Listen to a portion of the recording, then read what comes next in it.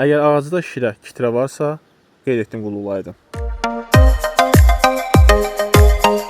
Hörmətli izləyicilərim, xoş gördük. Əgər ağacınızda şirə varsa, yəni kitrə, qətran varsa, bu cür şirələr varsa, qulluq etməmişdən qabaq ilkin öncə səbəbi tapmaq lazımdır. Kitrə isə bir neçə səbəbdən ola bilər. Birinci səbəb gövdə qurdları, kök qurdlarıdır.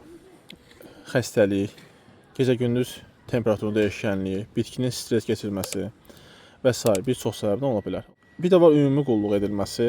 İndi mən sizə təcili yardım olaraq ümumi qulluğu göstərirəm. İlk öncə bu kitrələri kəsirik.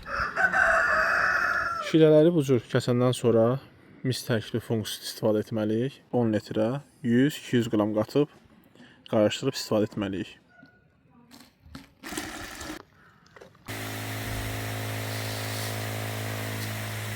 Yaxşı olar ki, kəsdiyimiz yerlərə bağ məlhəmi istifadə edək. Bağçılıqdan bağ məlhəmi əldə edib vura bilərsiniz.